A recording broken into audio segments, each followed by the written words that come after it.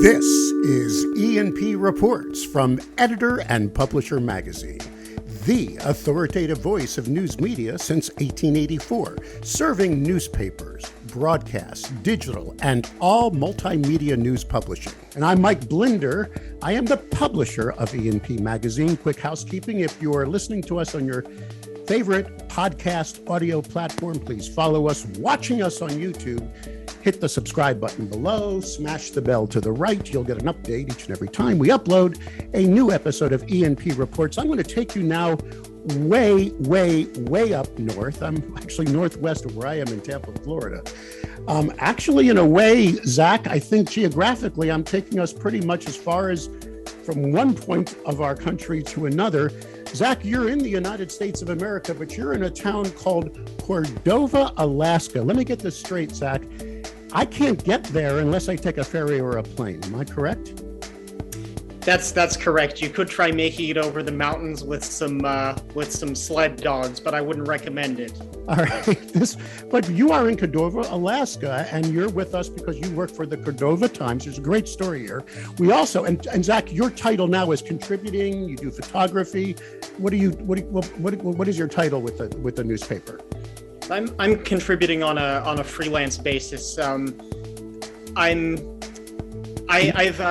Since I've stopped being on staff for the paper, I've been working another day job, but weekends and evenings, there's still plenty going on. I run out, try to get some good photos, Good for you. And you had a position as editor a while back. I do have the current editor of the Cordova Times with me. I hope I have that right. Annette Potter, correct? Yes. And you are now currently the editor in charge of this wonderful paper. There's a big story going on here. Also, it has to do with a newspaper owned by the tribe. Can I say tribe? I'm going to get this corrected. Who is the owner of the paper? And just so we can do this preamble. Native Village of Eyak is the tribal government in Cordova, Alaska, and they own the Cordova Times. They purchased the newspaper back in April 2016. So we have a paper to discuss that's owned by the tribe. We also have a situation where we're trying to save local journalism, and this is going to be a great story. We're going to discuss that right after this. This episode of E&P Reports is sponsored by IQ Audience Plus by Town News. Consumer revenue has never been more important. Digital leaders at media organizations worldwide are asking the same question. How do we accelerate the growth of consumer revenue?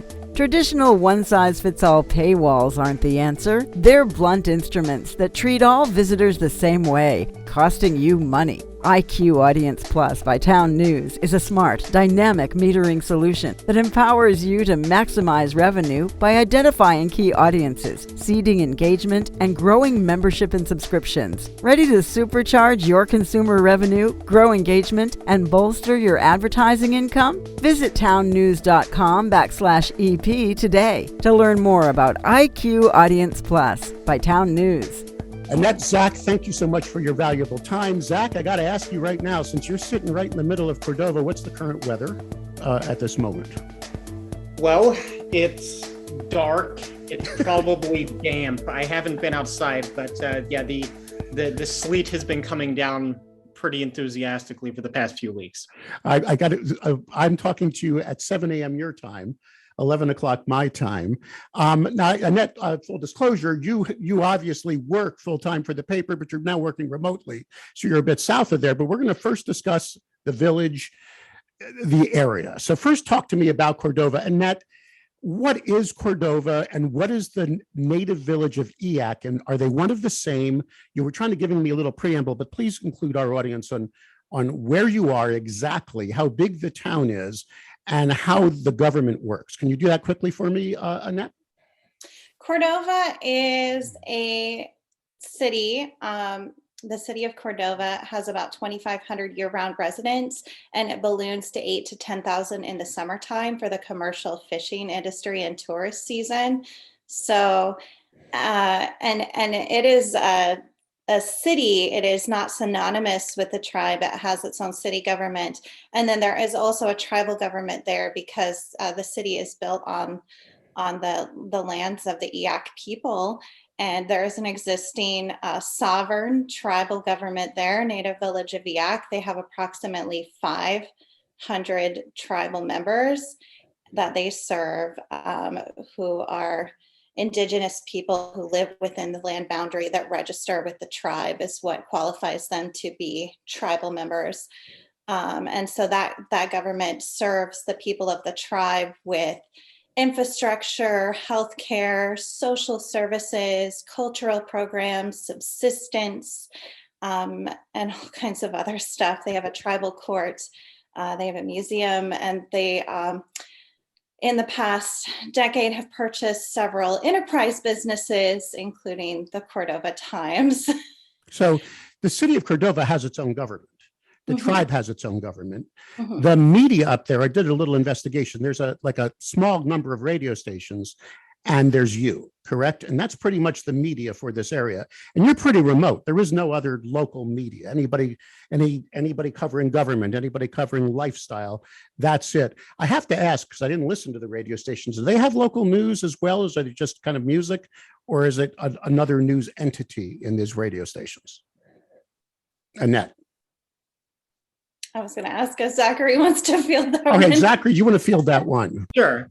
The radio station does news. It does interviews with city officials, things like that. It does consistent news coverage as well as cultural stuff and music.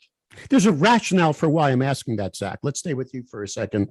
The story I want to talk about is the fact that recently we got news. First of all, full disclosure, congratulations. Your newspaper, the Cordova Times, made it into our 10 that do it right as an honorable mention. And we love the story. We love that you submitted. I don't know who nominated you. I don't know. The editorial team handles that. I'm just a lowly publisher. But it was an amazing story, and it brought tears to the editor's eyes. And she just loved learning. Then we get a release that your newspaper may be shut down by the tribe. This was after we were doing the salute for you. So that's why I asked about other news sources. So Zach, let me go back to you again. If, God forbid, you guys were out of job and this paper were to suddenly disappear, would the community be a news desert, if I use that term, or at least it would be served by these radio stations? Zach, your opinion. With full respect to the radio station, which is run by people I like, the radio station doesn't have the full bandwidth of the paper to cover news. So there would be a void. There would not be that true check on power in a Madisonian democracy, which brings this up to Annette now. You report to a tribe that is your ownership. The tribe is a government within a government or next to a government. I don't know the proper ways to say there's two governments there, but theoretically, then you're not an unfettered press, Annette. In other words, currently, until there's a new owner, you have a tribal organization that you are reporting on that is your owner. Correct, Annette? And you're editor-in-chief of this newspaper. I think you could say that. I would argue as an editor and as a journalist, sure, that we do have just the same way any newspaper owner and publisher functions separately from the newsroom. The newsroom journalists are independent journalists, following their journalism ethics. So good. That was my next question. We are an independent newsroom. However, yes, I mean, there have always been concerns of tribal members who feel like this is their government that owns the newspaper. We do a lot of reporting on the city and the city government, which are completely independent of the tribal government. That's why I bring it up, because we did do some stories about some of the lack of free press on some other Native American tribes throughout down the lower 48. We did that story back in the fall, which was mind-blowing to me because I never really thought about it. Some papers are being fettered by their tribal government to be nothing more than PR outlets, if you get my drift. You're not, in your humble opinion as editor, that's not the case of this newspaper, correct? That's my opinion. And I would like to clarify that this is not a tribal newspaper. The newspaper's been around for 108 years. And it has been the town's newspaper, the local newspaper that covers all kinds of topics, not specifically tribal topics. news. Yes. That's incredible to know. So you're 108 years old. You're actually, I should have mentioned this up front. Please forgive me, but I do make mistakes because I'm an old guy. Prince William Sound's oldest newspaper, established in 1914.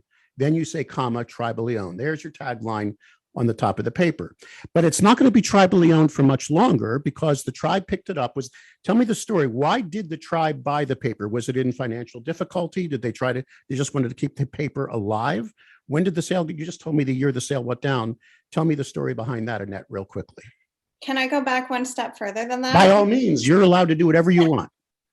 I've been with the newspaper since 2010 when a company named Alaska Newspapers owned it out of Anchorage. They owned 6 rural Alaska weekly papers and a magazine called First Alaskans Magazine, which was a tribal native news magazine statewide. And then the weekly papers were rural weeklies. And they had reporter editors on site in their cities. And then they had a hub in Anchorage where they did the ad sales, the design, the editing, and they actually had a printing press and printed the papers there. I worked in the production department designing 2 of the papers in the magazine. And I was there a little over a year. Let's go back to 2011. And they decided to liquidate the company. They decided owning newspapers was not in their shareholders' best interests. So they liquidated, all the newspapers sold, including the Cordova Times. Jennifer Gibbons, who was the then editor, reporter located in Cordova, purchased the newspaper and ran it independently and brought me on her team to kind of be island copy desk to design the paper, design ads, help copy edit, and help put all the pieces of the puzzle together. And she ran the paper for 5 years out of her pocket. And it's very hard to be an independent newspaper owner. She was writing the stories. She was, collecting payment from advertisers. She was doing everything. And she had a really good intern program with Columbia University's journalism program. She had summer interns that were coming out and working for the paper, and it did some really great journalism. But, I think there was a certain burnout level when you're doing everything like that. And so when it was time for her to move on, she looked for someone that could be the next steward of the paper, that she could kind of pass the baton to and carry it on. And the tribal government has a lot more resources and an office, and they have, HR and IT and accounting and all these other services already built into what they do that could support the paper. And so she was able to work with the tribe to sell them the newspaper and ask them to, take it on and carry it on. And they have, they've invested in the paper substantially. And so when they purchased the paper, they asked me, well, how do we run a newspaper? What do we need? And I was able to consult with them and advise them on, how many people we would need on the staff. And we rebuilt the website. We've grown the team. I was able to recruit amazing journalists like Zachary here. Well, let me give you some kudos. April 2021, best comprehensive coverage of the COVID pandemic across all media, broadcast, and print by the Alaska Press Club. Alaska's Best Weekly, awarded in both 2019 and 2020, regularly published. This is amazing. You really have, and correct me if I'm wrong, your digital audience is 3 times the entire population of the area. So you're become more of a regional powerhouse and the voice of that region. Is that correct? I mean, because Zach's been so wonderful here drinking his coffee. Zach, I got it right? You're a voice that people are accessing, not just locally, but all over the state, if not all over the region, correct? We do get a lot of feedback from outside of Cordova. And I have to say, Cordova has has oodles of personality. So it's no wonder that even people who don't live here would like to hear about it from time to time. I obviously, when my wife, who runs the editorial side, sent me the link, and I started looking at maps, and I started looking at your town, and I looked at the places you can stay in the summer, and they look wonderful, and you can take these trips. You must have a heck of a tourist season. I mean, it looks like it's an amazing place to come and stay. It must be odd for you, Zach, that because when I lived in Portland, Maine, and I was running a radio group there, and eventually got involved in the newspaper to start the digital division. We were the same. In the winter, it was a much tighter community. In the summer, you couldn't walk down the old port. Cruise ships would come in. It was just tourists bumping into everything. Is that kind of what it's like up there in the summer for 3 or 4 months? Just tons of people, and then it just becomes a small knit community? Exactly. Yeah. Between the tourists and the fishermen, it's like night and day, sometimes literally, between the summer and winter. Well, someone who lived that for decades, I'm familiar with that experience. Not that Maine is Alaska, but it's similar in some ways. Zach just said it's a colorful town. Just because you're the editor in chief, give me a recent story you would consider colorful, if I can use that term, and how it was picked up, and what it just anything. Is there anything off the top of your head you could refer to? Well, Cordova is a very close-knit town, and there's all these festivals. So there's an annual fungus festival in the fall. Fungus? Did you say that correct? Fungus? Yeah, it's a foraging festival and celebration of the local ecology. There's art events, there's science events, there's all kinds of cultural community stuff that happens. All right, that's not the ice worm festival that I uncovered. And then, in the winter we have the ice worm festival, which is our winter festival. There's a fireworks show, there's sports competitions, there's a parade with a giant ice worm. And, there is such a thing as an ice worm? Zach, have you seen an ice worm in your life? I have not seen an ice worm in the flesh. They're uncommon. They have a kind of an antifreeze blood that allows them to live in glacial ice. I have, however, seen photos from the Forest Service out here of the ice worm, and the rare occasions they've come across one out there on the glaciers. Did you witness the survival suit race that takes place with the Ice Worm Festival? Yes, I have witnessed the survival suit race. That's photographed it. No, I think this is the kind of town I'm doing this for a reason. My audience is thousands and thousands of news executives, big and small, all over North America, if not, and it's international. There may be this is fun. This is what the world is about. There may be someone that might want to buy this newspaper. This is what I'm trying to do for you guys right now. So let's get into when did the tribe say, look, we love you guys? I'm assuming it wasn't mean. They said, this is just not financially viable for us right now. We may have to shut this puppy down. When did that take place, Annette? Around when did you hear that you may go out of business? I think I've been told for years that like all newspapers, the newspaper is struggling, and that they would like to. They've supported it like they support any of their community and social programs that they support.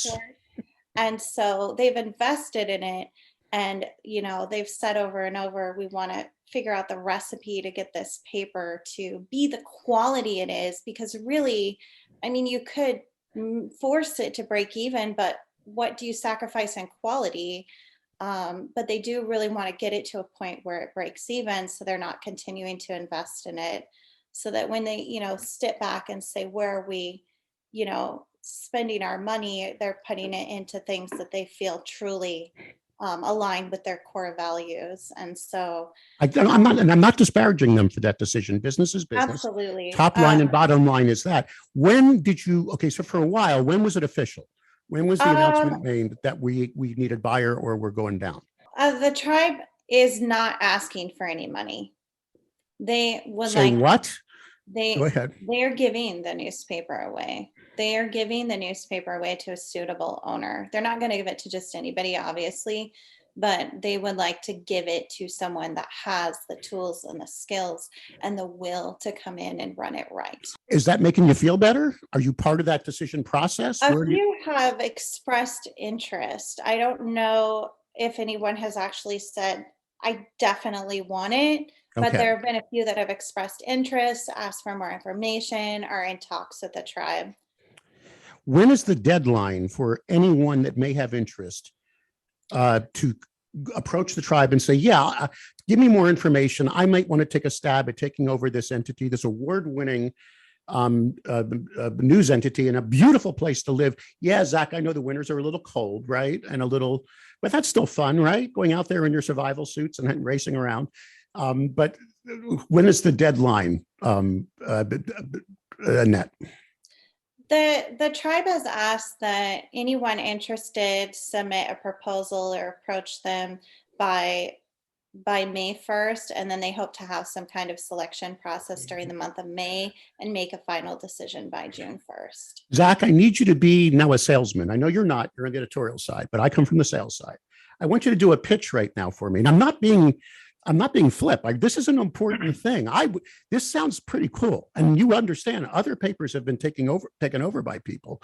Zach, what is the life like there when you live in Cordova? What does a day look like? What would a human being's life be like if they wanted to relocate from, let's say, the lower 48 and come up and publish this newspaper? Well, when I moved here to work for the paper, everyone said, "Oh, it's a small town. It's going to be so boring. There's going to be no news." And yeah, they were completely wrong. They were as wrong as it's possible to be. I mean, there are constant just events, both planned and organic, occurring, and there's always a mixture of material for these sort of cultural, sort of feel-good stories. The ice worm festivals. I mean, this weekend I'm going to be shooting some totem pole carving and material it makes for harder news stories. City council meetings are very lively. One of our liveliest city council members was just reelected, so I certainly envy whoever gets to cover the meetings for the next year or so. I want to tell you something. I looked at a menu of a local place that also has, like, I don't remember it, but if you're a foodie, you guys have some really nice choices up there as well. I saw some 4-star stuff going on. It also looks like it's a trendy place. It's not an old population. There is a Gen X living there too that likes the lifestyle. I see you nodding your head, Annette, for the audio audience. Chime in, Annette. What is the population? There is a young, vibrant, I assume environmentally conscious population. Yes, no? Yeah, I mean, Cordova is on Prince William Sound, which is, you might know, which is where the Exxon Valdez oil spill was in 1989. And so there's a science center there that does all these science and research activities, and they bring in young scientists. And then there's the fishermen that come in and fish on the fishing boats and work at the food processors. And there's quite a scene there. There's so much to do. There's hiking. You can go out on a boat. There's all the community stuff. It's a very cool place. And there's heli-skiing. There's a ski hill. There's so much to do. That you mentioned the restaurant scene. It's very cool. There's like a drink of a day at one of the bars, and it's all interesting and eclectic. I was seeing, and beer sampling and all the stuff you would not expect in a remote town. It looked very trendy to me, is what I saw. Yeah, there's 100-year-old bar on Main Street. That's in a the big one. old building. There's a nice restaurant in the hotel downtown. Down at the end of the road at Orca Adventure Lodge, there's a beautiful lodge where they have an amazing chef and do these wonderful That's the place. dinners. That must have been the place, because it looked like in the summer it's hard to get in because they want to serve the people who are there. So let me. Okay, now I got to ask the billion-dollar question, and I don't know if you guys can answer it because both of you are on the editorial side. Is there a business there? Is there enough advertising to support the newsroom you envision, at least in your opinion, Annette, since you're running that newsroom? Or would it require maybe some philanthropy or maybe some different ways to fund that newsroom? What do you think? Is there enough happening that you could get a business support for that newsroom? Do you think, Annette? There are a lot of dedicated advertisers. We have a very good ad ratio compared to some of the bigger newspapers I've worked at. There's a lot of companies that want to invest in the community, invest in the paper, and keep this thing going. That is a good basis. But when you look at print and you look at how newspapers are evolving and the fact that people are reading online, the question is, how do you make money with online readers? And is that in online advertising, which is very challenging when we're competing with Google and we're competing with Facebook? And Zach, the paper's dominance in the summer, when the population balloons, is it something that even the tourists with all their dollars are reading? Is it available? Are you a fixture even for that expanded audience? Could I monetize it in the summer, in your humble opinion, better? I do certainly get plenty of comments from people who are coming out of town. Sometimes, obviously people like tourists and visiting fishermen don't necessarily recognize me. So occasionally I'll get into these conversations like incognito, as it were, where someone will start telling me about some weird and unexpected thing they saw in the paper. And I always say, hey, send in a letter to the editor. It doesn't matter if you live here or not. You can still do it. But I certainly, anecdotally, there seems to be a lot of engagement. What about the Chamber of Commerce? Are they supporting the newspaper, the local business community? I mean, Annette kind of said there's lots of businesses that are loyal. Are you officially the record voice of that town? I'm going to stay with Zach on that question. In your opinion, if I say Cordova, if I say the words to like the president of the chamber and would like say, tell me about the Cordova Times, is that the voice of this town? Would the chamber person say, yeah, this is our voice? Without a doubt. I mean, myself, like when I'm doing research on Cordova history, the first thing I do is go look at old Cordova Times microfiche. There really isn't a second record for all these events. But you haven't taken that microfiche and put it into digital archives yet, correct? The Cordova Historical Society, I believe, is in the process of digitizing. I believe all of its microfiche. That might even be done now, but they're working on it. So there are ways. If someone who is vibrant, I'm doing sales for you now, guys. If someone had the knowledge of how to do sponsored content and do digital marketing better and figure out how to build subscriber revenue and maybe do some philanthropic way in the newsroom to keep this voice going, you could build a small business here. I believe it. After looking at your content, looking at your awards, looking at your site traffic. Remember, I just 2 years ago, went through due diligence to take a 140-year-old brand, E&P, and breathe life into it. Not that it was dying, but it was kind of laying there. I mean, people always say that. I humbly admit now that you are a viable business, and people may ask me why I ain't moving there. The answer is we like our weather in Florida. I'm going to tell you, I moved from Maine here. I had my 20 years, and I'm old, but there might be someone young and vibrant that might want to come up.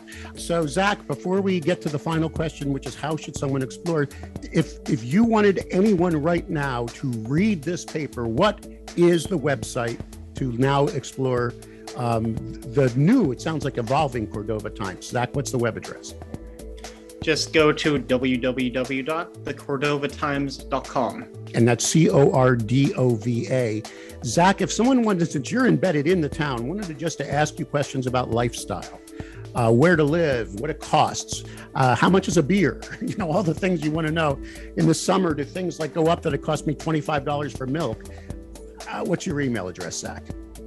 My email address is snowdensmith. That's SNOWDONSMITH @protonmail.com. PROTON mail.com, yes. Correct?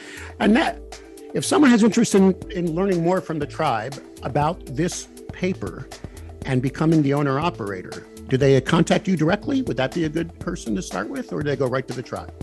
Yeah, they can contact me if they want to know more about the paper and the day-to-day operations of the paper. And I can also put them in touch with Brooke Mallory, who is the deputy director of the tribe, who is handling this exchange.